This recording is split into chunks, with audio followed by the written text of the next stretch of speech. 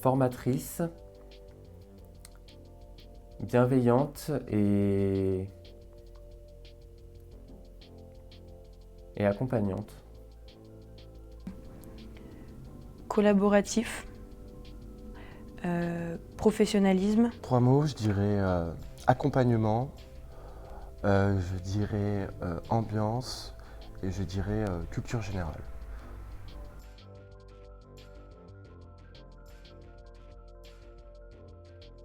Moi, j'ai réalisé tout d'abord une licence en biochimie, puisque j'étais intéressé par la biologie et la chimie, donc j'avais envie de coupler ces deux matières et de ne pas me fermer de porte. Donc c'est pour ça que j'étais parti tout d'abord en biochimie. Et au fur et à mesure de ma licence, je me suis rendu compte qu'il me manquait le côté un peu plus concret, un peu plus de terrain, avec notamment l'environnement qui m'intéressait énormément.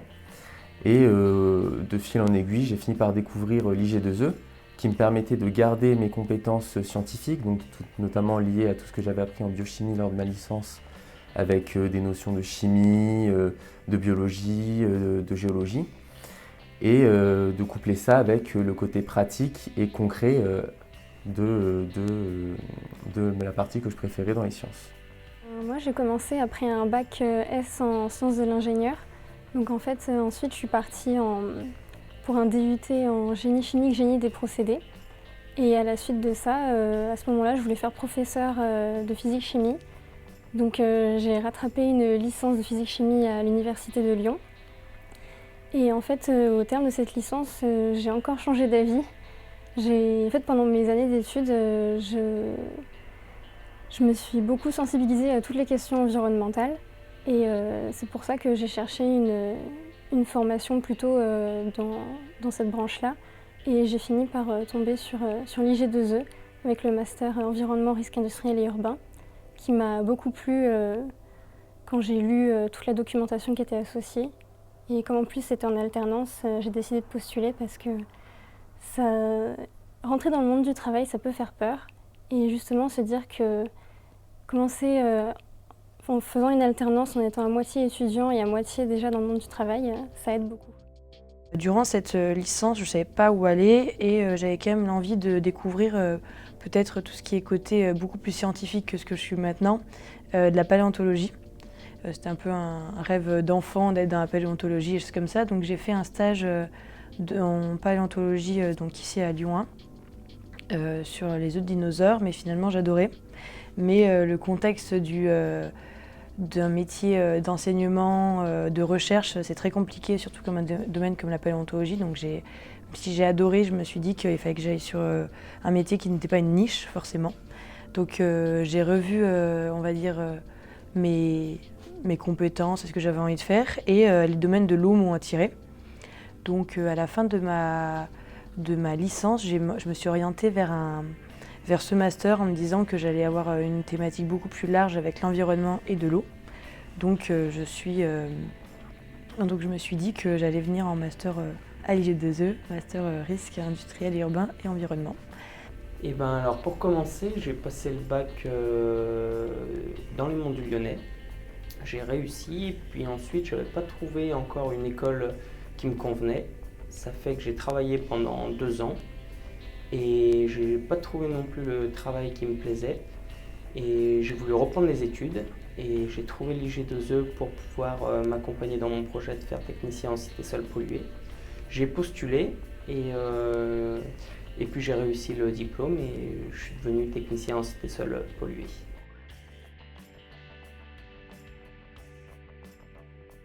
Très bien. On a beaucoup de cours donc donnés par des professionnels, ce qui est extrêmement intéressant.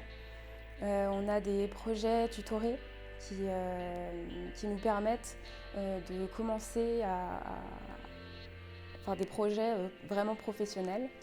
On est très bien accompagnés tout au long de la formation. Donc oui, c'était 2 très bonnes années. C'était vraiment super sympa, très bonne ambiance. J'ai eu beaucoup de chance par rapport à la promo et puis aussi par rapport au cadre de travail qu'on a pu avoir pendant ces 2 ans à l'IG2E. des intervenants toujours, on va dire, concernés et qui ont envie de faire, ce qu'ils sont venus faire à l'IG2E. Donc ça, c'était super chouette. En termes de cadre de vie aussi, c'est quand même assez privilégié, pour un master puisqu'on a j'avais des locaux et c'est toujours le cas à l'IG2E dédiés. Donc ça, c'est vraiment super d'avoir, ses propres locaux, d'avoir tout le temps sa salle, c'est un confort en tant qu'étudiant. Il y avait vraiment cette partie, oui, dépollution des sols, la partie donc scientifique qui restait et qui vraiment se distingue, d'autres, écoles qu'on peut trouver, où il y a plus finalement d'aspect management et on va dire, environnement au global, mais sans forcément pousser vraiment sur l'aspect scientifique. Et ensuite, c'était aussi pour la partie, en alternance, qui est, pour moi, en fait, hyper important. Ce qui se distingue pour le coup des autres masters qui peuvent avoir de l'aspect théorique, toujours scientifique, mais où on n'a pas l'aspect concret directement de la vie en entreprise. La pluridisciplinarité des matières, c'est qu'on voit vraiment un peu tout dans l'environnement. Donc que ce soit dans la qualité ou dans l'eau, les sols, c'était vraiment hyper important pour moi d'avoir accès à toutes ces notions pour pouvoir derrière faire mon choix. Donc au niveau de l'IG2E, c'est vrai que même professionnellement parlant, on acquiert vraiment des compétences professionnelles au niveau de la gestion de projet, de cours de management. Et moi, personnellement, ça m'a beaucoup aidé pour m'insérer derrière dans la vie professionnelle et notamment avec l'alternance.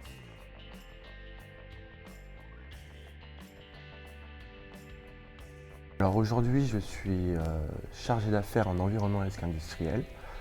Mes missions principales, c'est d'accompagner les porteurs de projets dans leurs projets industriels pour qu'ils arrivent à obtenir leur permis de construire. Donc pour cela, je vais évaluer les impacts sur l'environnement et les risques aussi associés, les risques industriels associés à leur entreprise.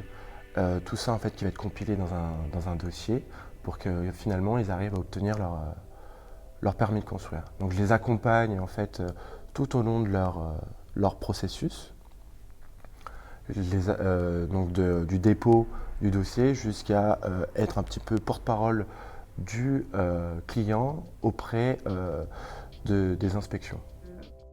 Accompagner au changement, puisque forcément il y a une certaine maturité ou non dans l'entreprise, dans l'environnement. Et le but, c'est vraiment de la pousser, de communiquer avec les personnes, vraiment d'animer des projets, d'être directement en fait sur la ligne ou avec les personnes.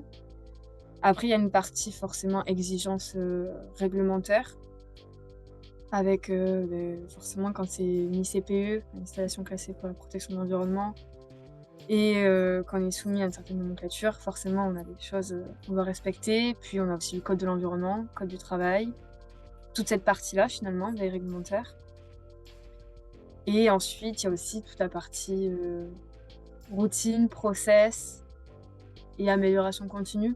Faire des techniques de dépollution de sol par évacuation, par exemple, avec des semi-remorques. Donc on fait appel à des prestataires qui nous chargent des semi-remorques et on a des chantiers plutôt à organiser, à gérer un flux de véhicules, à gérer un chantier. On peut avoir des chantiers où on est tout seul, où on dépollue par exemple avec des injections chimiques dans le sol. On peut poser des réseaux pour faire du venting et du sparging, c'est souffler et aspirer l'air du sol. La mission, elle concerne donc le domaine de la sécurité. Je suis en charge de faire la mise à jour, par exemple, du document unique et de l'évaluation des risques professionnels. Je m'occupe également de la gestion des produits chimiques, donc m'assurer que la base de données est à jour avec les fiches données de sécurité. Aussi que les opérateurs ils aient les équipements de protection adaptés.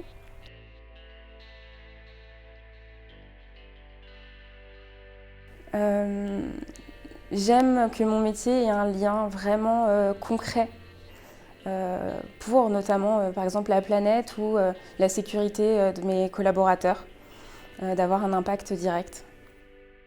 Grâce à ce métier-là, on peut voir aussi plein de diversité au niveau des processus et des processus de fabrication, etc.